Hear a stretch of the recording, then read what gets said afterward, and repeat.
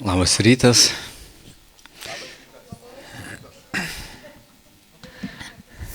Vilniui 2 kartus reikia. Labas rytas. Man smagiau. Ačiū. Tikrai džiugu būti, pasiilgau Vilniaus. Gera būti su jumis.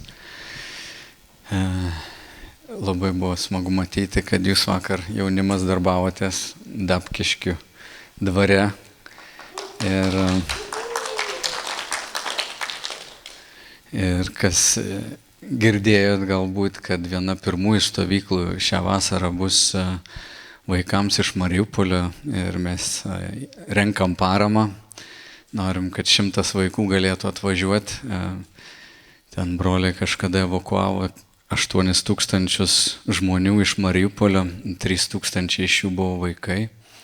Ir norisi vieną savaitę kai kuriem iš tų vaikų padovanoti, kad jie galėtų čia atvažiuoti, pailsėti, nebūti karo zonoje, padėti jiem gal dantis sutvarkyti ar akinius įtaisyti, žodžiu pasirūpinti. Jeigu norit prisidėti, galite aukoti, tik nežinau, pas ką nukreipti. Audra, gal tu gali atsistoti. Va čia Audra yra viena iš to projekto iniciatorių. Tai aš irgi dabar buvau išvykęs į Ukrainą su Valdo Bajoru, mūsų bažnyčios vyresniuoju, ir Jonu Tumuliu. 2 savaitės beveik praleidom ten ir važiavom mes padaryti tokią atgaivos laiką kapelionams, kurie darbuojasi kariuomeniai. Ir buvom ir Bučioje, ir Pinėje, važiavom ir į frontą. Susitikom ir su generolais, vežėm medicininės tokias profesionalias dėžutės ar nedėžutės kariams su turniketais, apie 1000 jų. Ir mes buvom dalis mūsų partnerių. Outreach Foundation yra tokia organizacija misijų, kuri vienija apie 3000 bažnyčių Amerikoje ir mes esam partneriai kartu su jais, tai važiavom ten. Ir, žinot, aš esu Aušvice buvęs, bet tai, ką matėm dabar, kažkaip daug žiauriau, daug baisiau buvo bendrauti su žmonėmis, girdėti, matyti išprievartautas merginas, moteris, berniukus, išplėštus namus, sudegintus, sėdėti su vyrais, kurie ką tik grįžo iš fronto ir to vėl vyks ir turbūt nebegrįž. Matyti tokius veidus niekada neteko man to matyti. Esu karių matęs, buvęs su kariais, bet tokių nesu matęs. Tai ta beprotystė, tas smurtas, žiaurumas, jokių taisyklių šokiruoja labai giliai. Ir tuo pačiu širdis nori padėti, ypač matant vaikus. Mes ir į klubus įvairius važiavom, robotikos klubus, kur bandoma vaikam padėti, kad jie nemastytų apie karą. Ir pradedi suprasti, kodėl žydai net koncentracijos stovyklose įkurdavo teatrus ir mokyklas, kad žmogus kažkaip išgyventų, bet regint visą tą beprotystę, užduodi savo klausimą, kaip įmanoma, kad tokie dalykai gali būti daromi žmonijai dabar, šiuo metu. Ir supranti, kad niekad kitaip nebuvo. Žudimas, grobimas yra nuodėmingo pasaulio tikrovė. Ir gyventi taikoje yra neįprasta žmonijai. Labai retai, kada žmonės gyveno taikoje. Trumpi laikotarpiai pasižymėdavo taika, o visa kita žmonijai pažymėta smurtu. Ir šiandien einant prie Dievo žodžio, kurį mes užbaigsim laišką Efeziečiams, yra apie dvasinę kovą. Apie dvasinę kovą, kuri vyksta. Ir jeigu taip peržvelgti, ką apaštalas Paulius parašė laiške Efeziečiams, jis pradeda pirmuosius 3 skyrius kalbėdamas apie neregiamąjį pasaulį ir kas įvyko regimajame pasaulyje. Neregimajam pasaulyje Dievas sukūrė visą, kas yra neregima ir kas yra regima. Ir materialų pasaulį, ir dvasinį pasaulį. Ir jis sako, kad mus čia gimusių žemė jis išsirinko dar prieš pasaulio sukūrimą, kad mes būtume priimti mylimajame, kad mes gyventume Dievo meilėje, kad pažintumėm taiką, ramybę, kad būtume šventi ir nekalti. Jis taip pat siuntė savo šventąją dvasią. Po Kristaus mirties ir prisikėlimo atsiuntė dvasią, kurią mes esam užantspauduoti, kad žinotumėm, jog turim garantą, įrodymą, kad tikrai vieną dieną būsime su juo. Apaštalas Paulius toliau meldžiasi, jisai sako, aš meldžiu, kad jūs suprastumėt, kiek daug jums dovanota, kad Dievas atvertų jūsų širdies akis, kad jūs pamatytumėt, kokie turtai yra jame. Toliau jis sako, šita paslaptis man atidengta ir aš meldžiu, kad jūs būtumėt sustiprinti vidinėme žmoguje ir kad pažintumėt Dievo meilės gelmę, plotį, aukštį, ilgį, kad jūs pažintumėt ir būtumėt įsitvirtinę toje meilėje. Ir jis kalba, atrodo, tai, kas yra kosmiška tokio, pranoksta laiką, jis kalba apie tikrovę, suvokdamas vėlgi, kur mes esam. Ir paskui 4, 5, 6 skyriai yra tas praktinis toks pritaikymas, kuris sako, tai, kas įvyko su jumis dvasioje, turi turėti išraišką ir čia žemėje.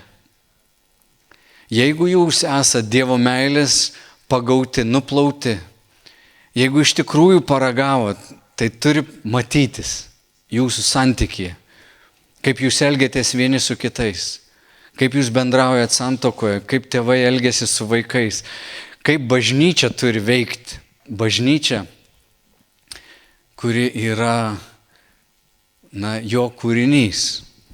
Nes per Kristų Jėzų Dievas suvienijo visas tautas, žydų išrinktą tautą ir visus kitus padarė vieną žmogų. Ne kaip Nyčė skelbė, kad mums reikia übermensch, kažkokio antžmogio, naujo žmogaus, sukursim naują padorą ir mes gyvensim gerai vakaruose. Ir nelabai sekasi pačiam žmogui to padaryti, bet Dievas Kristuje Jėzuje suvienijo mus. Ir šita tikrovė, jeigu jinai iš tiesų gyvena mumise ir mes čia, šiandien, tarkim, sėdėm ir suvokiam, kad mes esame viena šeima, turim vieną tėvą danguje. Aš esu tau brolis, tu man esi sesuo ar brolis.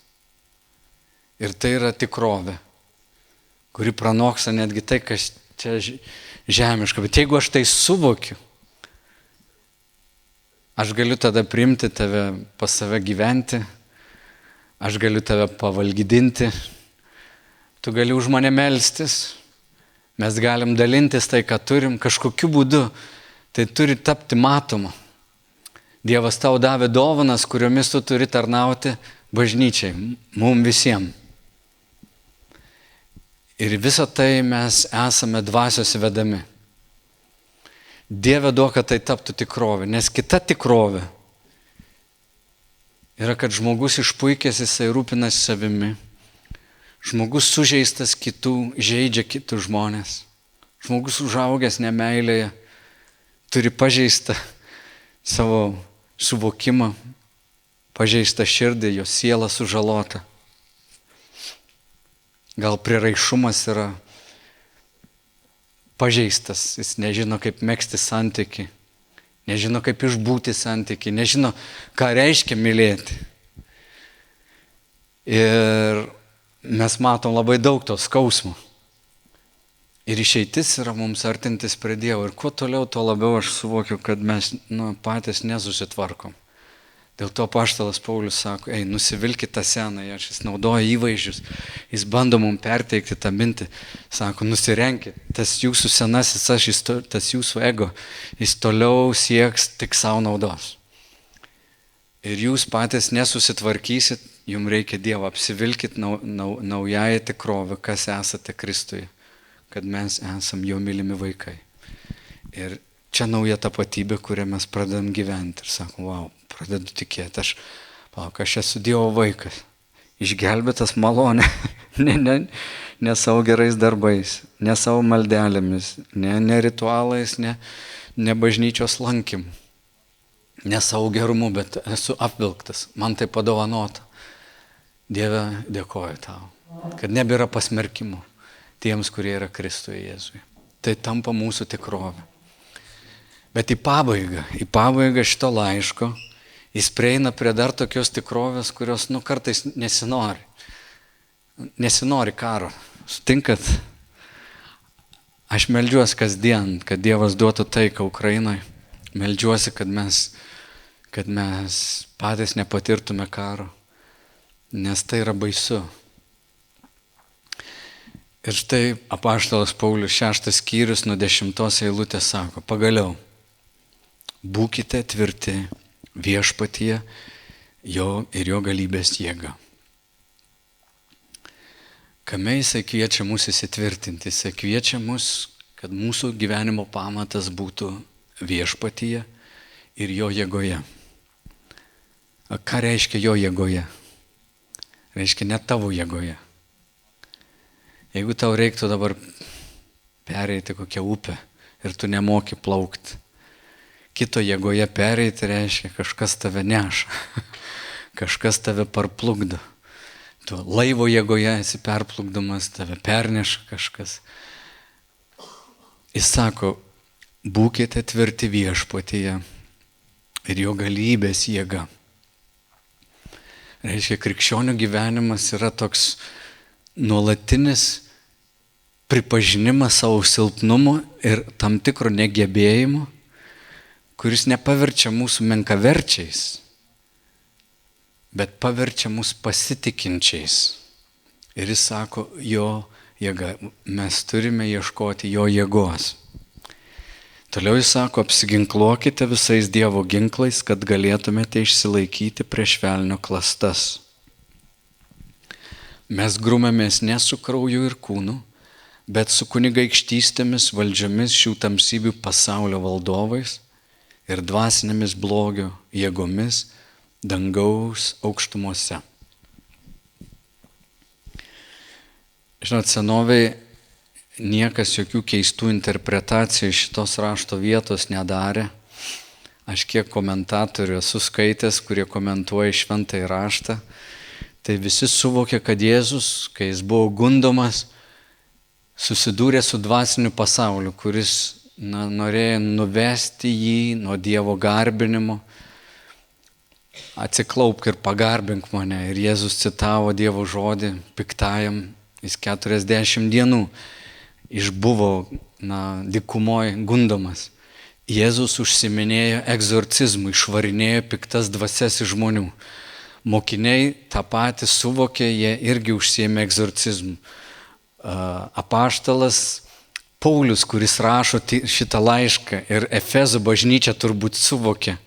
Pamenat, apaštalų darbų 19 skyriui buvo kai kurie iš Efezo, kurie Jėzaus vardą naudojo, bet patys Jėzaus nepažinojo, norėjo egzorcizmų užsiimti ir bandė išvaryti piktą dvasią, bet piktoji dvasia taip juos užpuolė, žmogus nežmogiškos jėgos pagautas, jos primušė, nuplėšė jo rūbus, jie patys vos gyvi nuogi pabėgo, egzorcistai, kurie nesuvokė Dievo jėgos, neturėjo tos valdžios jiems įgaliotas, nebuvo pavedę Jėzaus gyvenimo.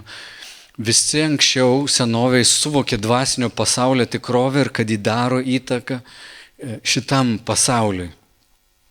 Bet komentatorius, kuriuos skaičiau tokius modernesnius, prieš 50 metų, 70, prieš 100 metų, nuo apšvietos laikotarpio, daugelis sako, čia Paulius kalba apie valdžias, apie šitas valdžias, prezidentus, apie karalius, apie įvairias socialinės sistemas, pagalbos, rūpybos ir visa kita. Mano įsitikinimas tikrai yra netoks, aš suprantu dvasinį pasaulį ir norisi galbūt bandyti ir sakyti ir savo, užtvirtinti ir norisi kiekvienam iš mūsų tą pamatą padėti, kad mes kalbam, jog yra kita tikrovė, yra piktosios dvasios, kurios veikia žmogaus mąstymą, veikia protą ir visa mūsų dvasinė kova vyksta mūsų prote, bet yra struktūros, kurios yra nusiteikusios prieš Dievą ir ne tai, kad kokios neutralios, tokios, kartais viena šalis gali nekariauti kažkurį laiką ir paskui kariauti. Tai čia blogio jėgos, jos neturi savyje nieko gero. Šio pasaulio kunigaikštis turi tikslą naikinti viskas, kas Dievo sukurta, griauti Dievo planus.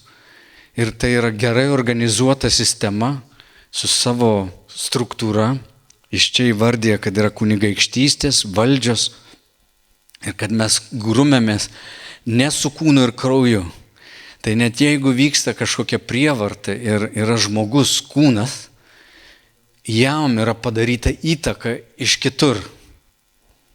Ir kartais, žinoma, aš suprantu, kad tai yra ir miksas, ir jo paties sielos sužeidimas gali veikti. Pavyzdžiui, žmogaus išmoktas elgesys puikybėje. Nebūtinai velnės kiekvieną mintį turi jam ten atakuoti ir kišti galvą. Žmogus kai kuriuos mąstymo būdus paverčia jau savo įpročiu. Bet įtaka, jėga, užtaisas judėti link blogio, priešinti šviesai, akivaizdžiai yra dvasinio pobūdžio.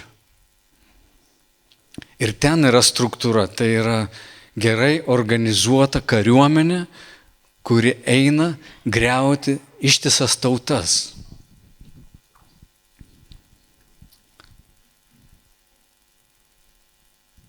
Ir apaštalas Paulius čia sako, kad mes esame kovoje. Vadinasi, tu ir aš, mes niekada negyvensime taikos aplinkybėse, kol esame čia žemėje. Kardą ir skydą pasidėsim 3 dieną po mirties. Kaip aš sakau, kol nebegalės nieks prikelti. Praeis prisikėlimo pavojus.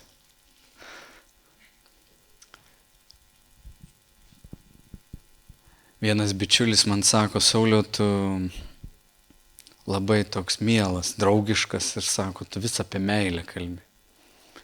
O mes esam kare. Ir mes nuolat kovojam.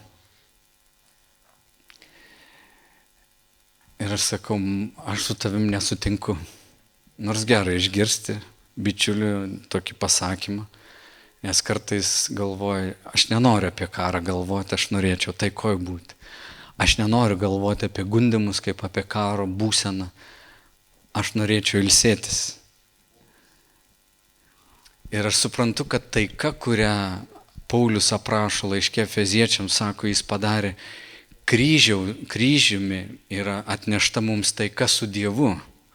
Mes per Kristų esam sutaikyti, bet kol esam čia, tikrovė yra nuolatinis budėjimas ir mes neišeinam atostogų. Ir žinot, dar ką pastebiu, kad jeigu mes nediagnozuojam problemos tinkamai, mes taikom netinkamą gydymo būdą. Jeigu problema yra dvasinio pobūdžio, žmogus sako, tu išgerk vaistukų, nusiramink ir tu pamiegosi. Tai yra ne tas gydymo būdas.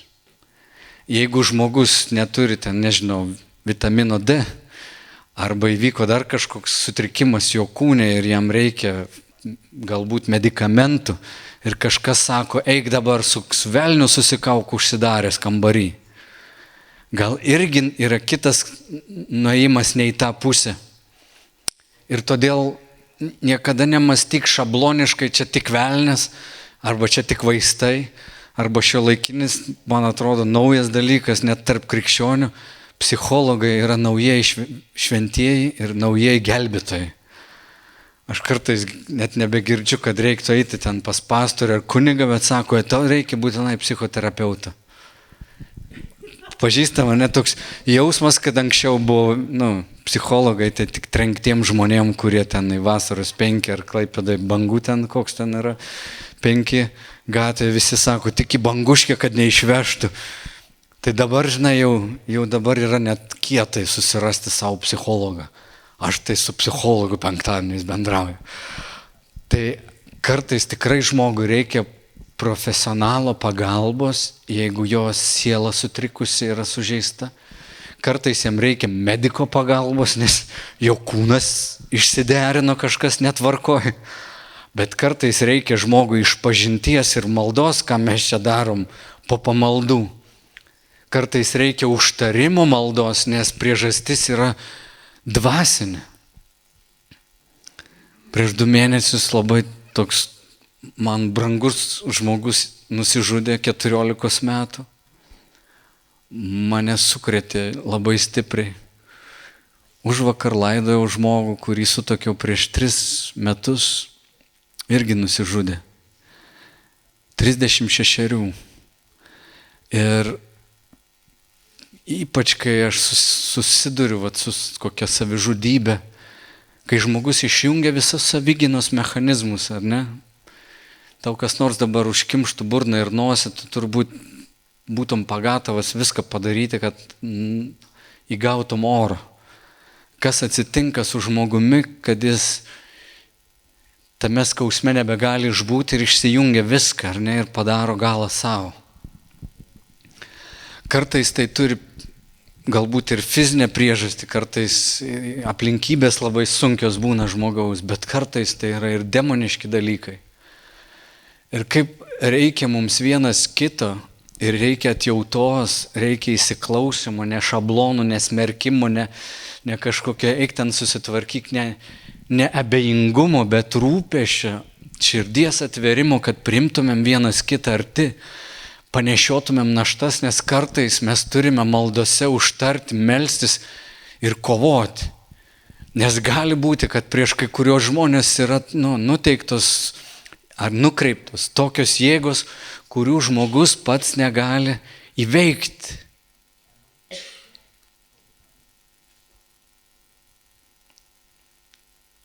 Aš galvoju, kaip turėtų Kristus išgyventi tą skausmą žmogaus, kuris yra tamsoje. Aš esu buvęs savižudybės slenksčio. Aš atsimenu neviltį, aš pamenu vienatvę, aš pamenu skausmą, tokį tuštumą, tą bjaurumą savęs aplinkos. Ir galvoju, kartais kažkas turi pakovoti, prieiti, būti, pasirūpinti. Ir kartais priežastis gali būti ir dvasinė. Ir apaštalas Paulius, jis atrodo labai rimtai, sako, žiūrėkit, yra tikri priešai. Mes kaunamės ne su kūnu ir krauju, su kunigaikštystėmis, valdžiomis, šių tamsybių pasaulio valdovais, dvasinėmis blogio jėgomis dangaus aukštumose. Todėl, kad yra rimtas pasipriešinimas, yra piktos dvasios, kurios tautas suvedžioja, ne tik žmonės, ne tik individus, ne tik pavienius asmenis, ištisas tautas. Sako, imkitės visų Dievo ginklų, kad galėtumėte piktąją dieną pasipriešinti ir visą nugalėję išsilaikyti. Mums duota kovoti ir laimėti, nes dvasiniam pasaulyje pergalė yra Kristaus. Bet mes nesam palikti nuogi, mes nesam išėję nuogi. Nėra taip, kaip fronte, kur aš buvau prieš savaitę, kad kariai tiesiog sėdi ir ten tiesiog kilimų, bombų kilimų užmėto ir visus išžudo ir jie net neturi kuo šaudyti. Nėra, kad esi bejėgis fronte. Paulius sako, yra ginkluotė. Todėl pasidomėk, kas tai per ginkluotė. Ir jis išvardina, jisai naudoja tuo meto įvaizdžius. Ir mes turim priimti šitos įvaizdžius ir pažiūrėti, ką tai reiškia. Kaip mes dvasiniai plotmėje kaunamės. Jeigu tau skauda galva, tu gali ten aspirino ar neišgerti. Bet jeigu tave apniko mintis, kurios tave vargina, ir tu negali jų nusikratyti. Gali būti, kad tos mintis yra, šaltinis jų yra piktoji dvasia, kuri nuolat tave atakuoja. Ir žiūrėkit, ką vardina. Tad stovėkit susijuosę strėnas tiesa, diržas. Jis naudoja romėnų kariams, naudojama ginkluotė. Diržas labiau toks kaip apatinis rūbas, ant jo viskas sukabinta. Mažas skydas, kardas, netgi didysis skydas būdavo kabinamas irgi ant diržo, žodžiu, viskas sujuosta. Ir jeigu tu susijuosi, vadinasi, tu esi pastabus, tu esi nuolat stebintis, budintis, susijuosęs trienas tiesa. Tiesa visada buvo svarbi ir tiesa kaip objektyvus tikrovės suvokimas yra mums duotas apreiškimu, tai yra šventasis raštas. Todėl šventąjį raštą turi mokytis, pažinti ir jis tampa mums atskaitos taškas. Jūs suprantate, kad tai, ką aš dabar kalbu, yra krikščioniškas žvilgsnis į pasaulį, į jo sukūrimą, iš kur žmogus atėjo, kur jis nuėjo. Tai yra tam tikras suvokimas. Nes šiandien, pavyzdžiui, yra didysis tapatybės prabudimas. Niekada žmonijos istorijoje taip nebuvo, kad žmogus galėtų susikurti, kas jis nori būti. Net lytį galim pasikeisti. Niekada taip nebuvo.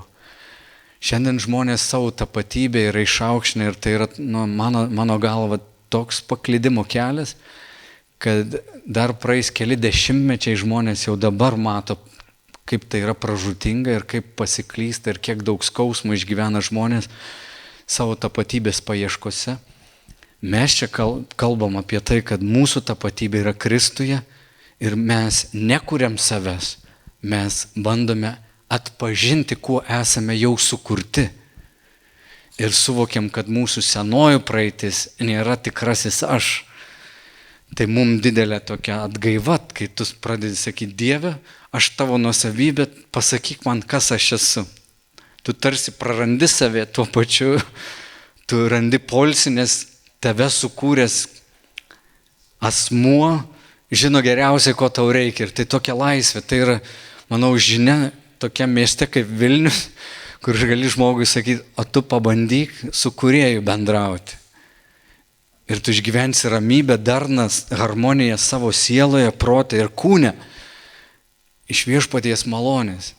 Nes tos paieškos, kas tu galėtum būti, yra kartais labai skausmingos, daug vienatvės ir sutrikimų.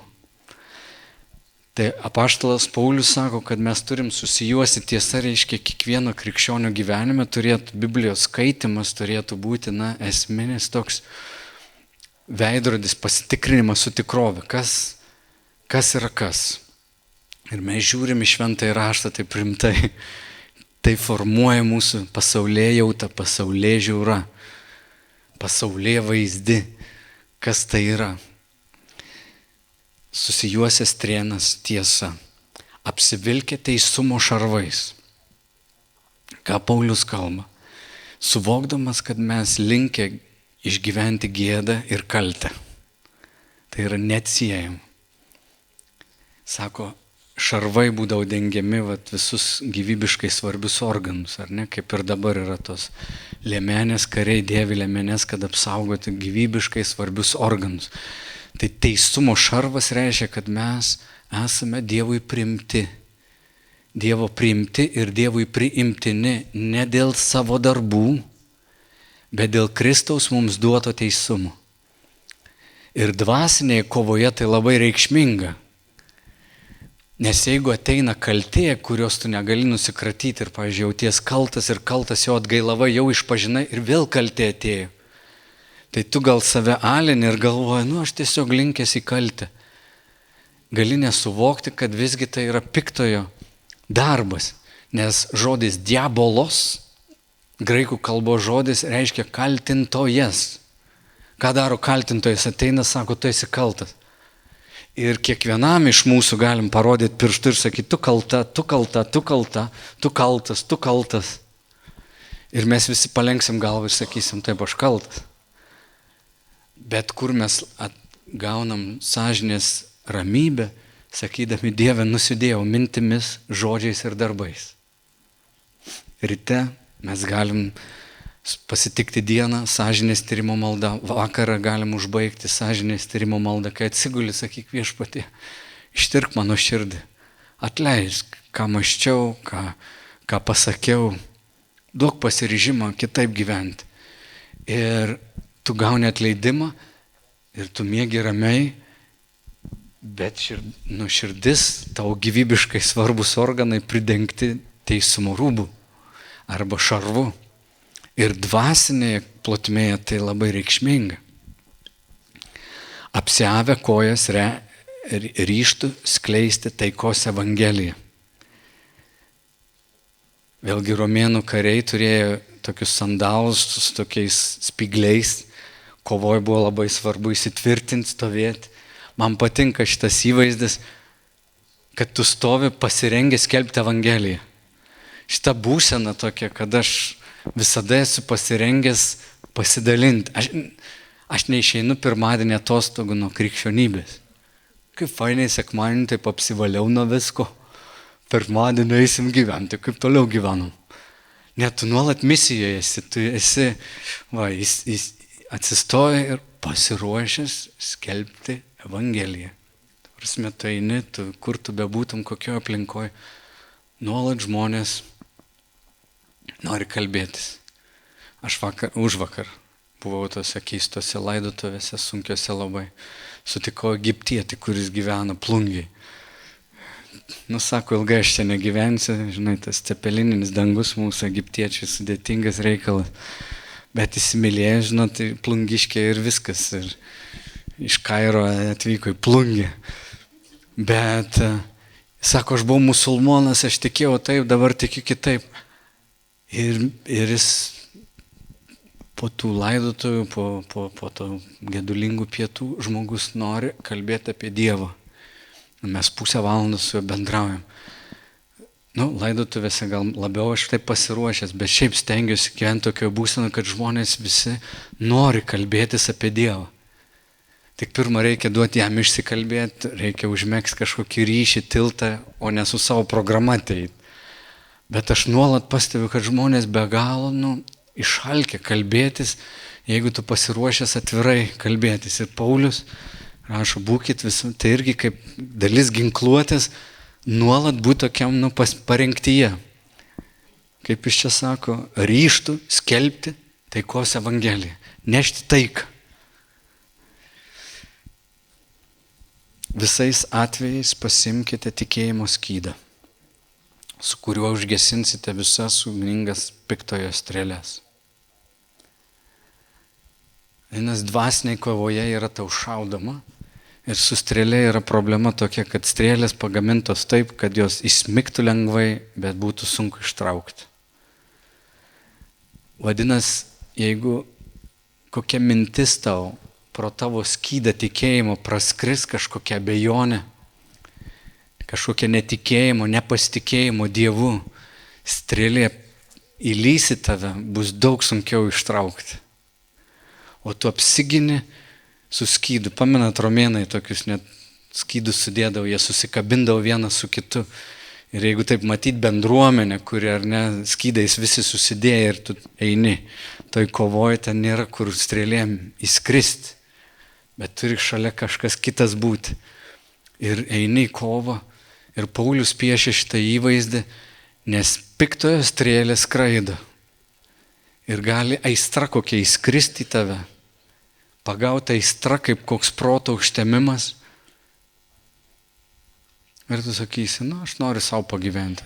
Aš gal nusipelniau.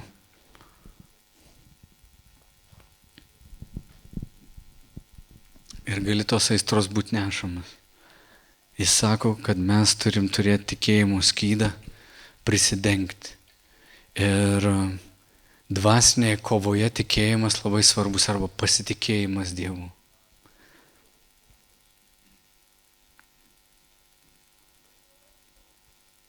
Mes čia praskrisim pro tą ginkluotę. Te Viešpats pamoko jūs, ko aš nemokau. Jis toliau sako, pasimkite išganimo šalmą bei dvasios kalaviją. Išganimo šalmas vėlgi kalba apie mūsų saugumą jame. Mes išgelbėti. dvasios kalaviją, tai yra Dievo žodį. Dievo žodis. Yra vienintelė puolamoji ginkluotė. Ir Jėzus naudoja Dievo žodį. Kartais dvasiniai kovoje tu turi naudoti Dievo žodį. Aš esu patyręs tokių kovų, kur aistra man aptemdė protą ir aš buvau nešamas ir aš negalėjau nusikratyti ar ten kalties, ar kažkokio geismo, jokiais kitais būdais.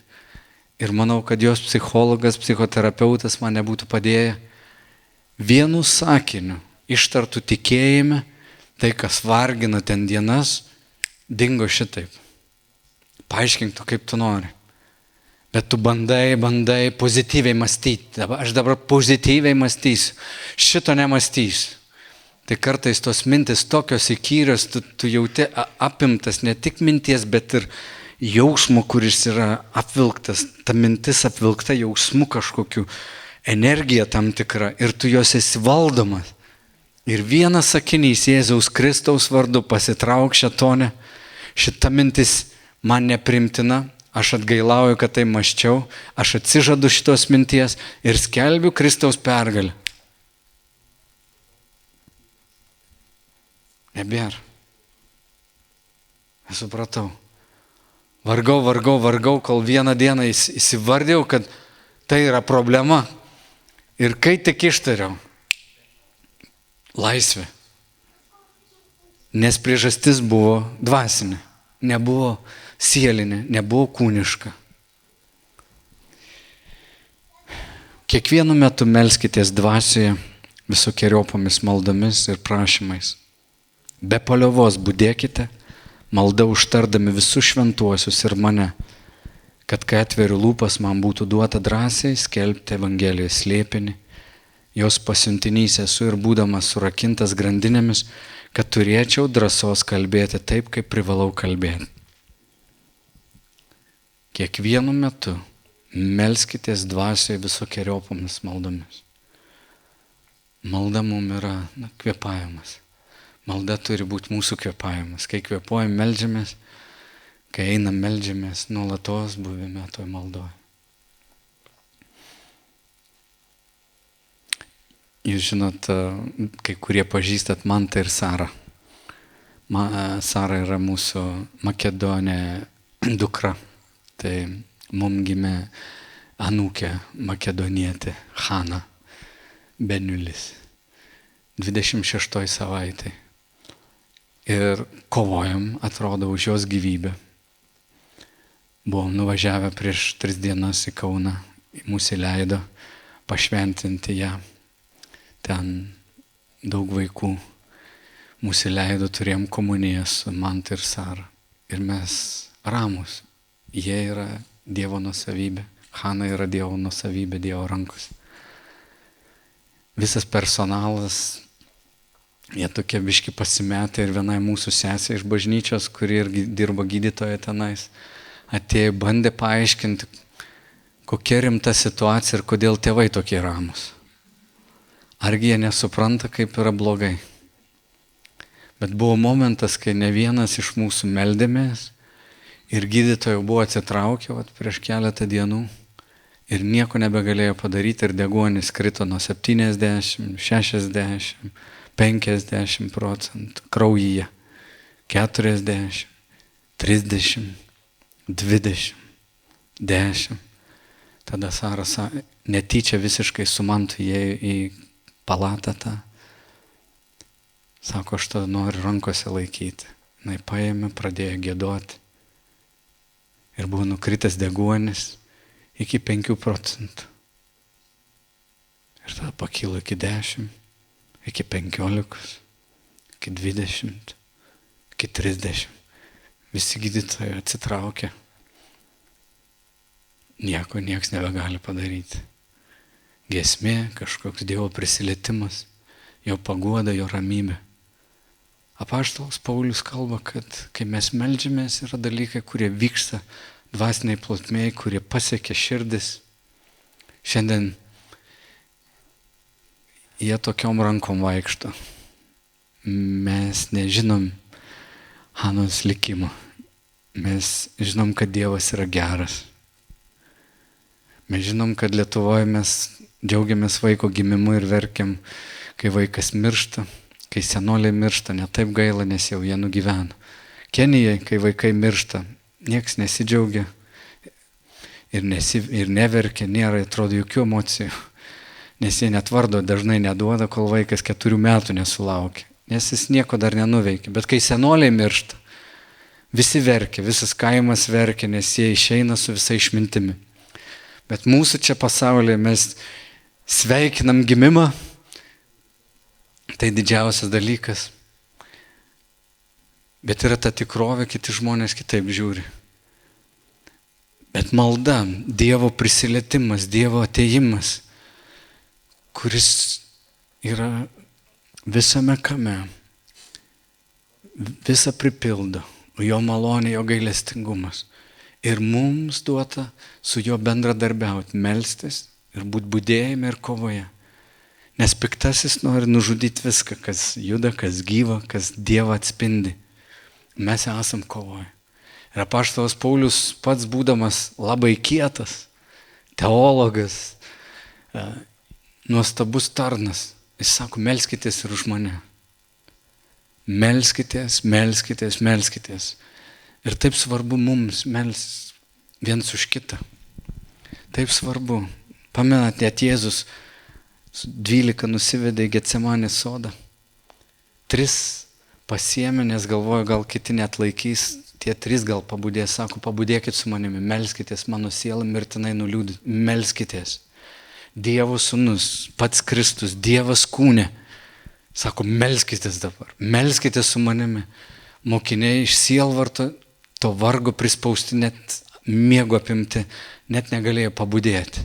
Jėzus 3 kartus atėjo, rado jos miegančius. Kartais ta dvasinė kova yra sunki. Kuo sunkesnė situacija, tuo sunkiau išbūti maldoj. Kartais gali būti prislėgtas. Tada skambink kažkam ir sakyk, prašau, melskis. Nepasilik vienas. Jeigu apaštalas prašo maldos, jeigu Jėzus prašė savo mokinių maldos, a tu toks kietas, kad tau nereikia? A tu toks kietas savo puikybė ir nepriklausomybė, kad tau nereikia paprašyti maldos? Come on, paprašyk maldos. Paprašyk maldos, kai tau reikės pagalbos, kai nesusitvarkai, ateik kad kiti melstųsi. Stovėkim maldoje viens už kitą, nes dvasinė kova vyksta. O pergalę mums duoda Dievas, kuriame mes ilsimės. Ir Paulius baigė laišką. Kad ir jūs sužinotumėte apie mano reikalus ir ką veikiu, visą papasakos jums Tichikas. Faina, ne? Naujienlaiškis sako, ateis su Tichiku. Jis atneš naujienlaiškį. Mylimas brolis, ištikimas padėjėjas viešpatie. Aš tam jį ir siunčiu, kad ir jūs sužinotumėte apie mus ir kad jis paguostų jūsų širdis. Čia visiems instagramininkam ir facebookistam yra, kaip sakyti, pateisinimas, kodėl jūs savo gyvenimą rodot visiems. Apaštalas Paulius sako, aš irgi tą darau, čia buvo žinutė per Tichiką. Noriu pasipasakoti, kaip man sekas. Siunčiu savo selfie.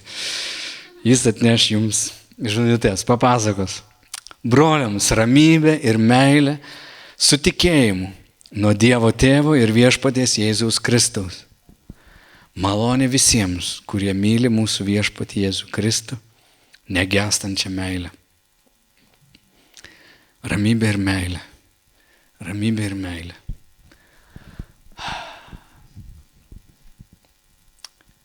Kristus laimėjo mums pergalę. Mes esam jame mylimi. Jūsų veidai visiškai to nerodo dabar. Bet aš suprantu, kur aš esu. Aš suprantu, kad jūs slegia vargai, kaltės, dar kažkas, kai kurių veidai sužaloti, vargo, sunkios žiemos.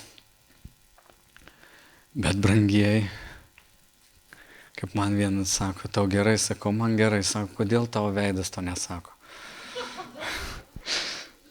Tai aš irgi taip dabar paskelbiau tokią gerą žinutę, kas mes esam. Iš kitos pusės yra labai rimta. Ir tikrai su amžiumi aš taip žiūriu, skausmų, vargų yra daug. Nesinori jokių būdų užsiturbinti savęs tuštybėje. Apaštalas Paulius čia rašo, būdamas kalėjime. Bet vis tiek, net jeigu kalnai griūva čia, net jeigu nelaimės aplink, Dievas ištraukė mus iš antrosios mirties. Mes esam jo meiliai, todėl rinkimės dėkingumo, rinkimės ieškoti taikos, rinkimės būti tame džiugesy, kad galėtumėm tai nešti ir kitiem. Kai kursit muziką, kurkit muziką, kuri atspindi tą šlovę, kaip mes giedam. Va, kursit šokius, šokėjai, te būna šviesa, teina šviesa, tapysit kažką, pardavinėsit kažką. Darykit tai su džiaugsmu, tarnaudami žmonėm. Darykit tai suvokdami, kad mes esam Kristaus įrankiai čia žemėje, jo rankos. Ir mes turim nuolat pasinueit, kad gautume kažką iš jo, tada galėsim kažką nunešti kitiem. Mes esam vilties žmonės. Vilties žmonės. Ir šią vasarą būtinai atvažiuokit į Klaipėdą, tai vilties miestas. Žinokit, stebuklai vyksta. Žinot, aš baigiau pamokslą. Man šiaip labai gražu. Man neseniai paskambino toks brolis Benediktas, jis pranciškonas yra. Ir labai gražius darbus dirba Klaipėdoj. Pavertęs Klaipėdą tokia, skelbdamas, kad Klaipėda vilties miestas. Ir Klaipėdoj buvo didžiausia miesto bažnyčia, Švento Jono katedra, tokia liuteronų.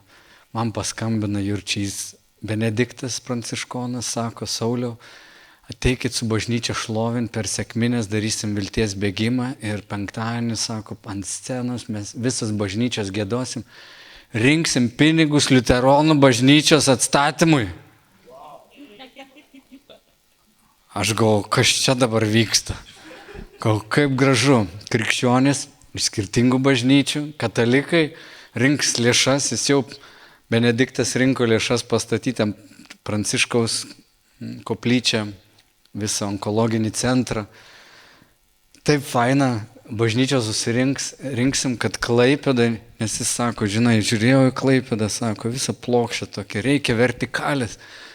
Buvo ten 80 metrų aukščio bokštas, turim jį atstatyti, savivaldybė nori tik tais turistų centrą statyti, bet mes turim bažnyčią, kad būtų vertikalė, didelis bokštas, reikia rinkti pinigus, pastatysim katedrą, downtown atstatysim, kad jūs atvažiuosite vilties miestą iš sostinės, suprastumėt, kad sostinė nėra pati kiečiausia, jūs jūros neturit.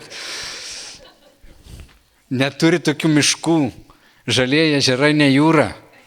Žodžiu. Ramybės norit, sulėtėti, atvažiuokit į Klaipėdą.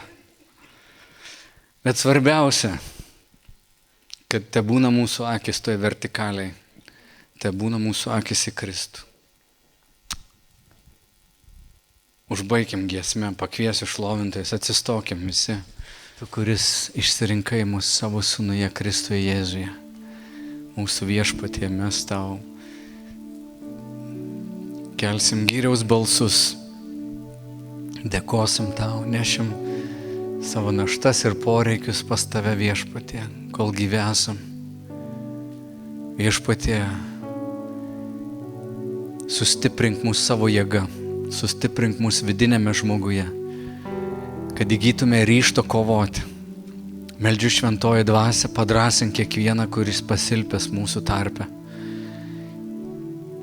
Meldžiu, kad tu šventoji dvasia išgydytum žaizdas nuo strėlių, nuo sužeidimų, nuo išdavyšių, nuo įvairiausių žodžių pasakytų, kurie giliai širdyje yra sužeidę emocijas, įsitikinimus mūsų.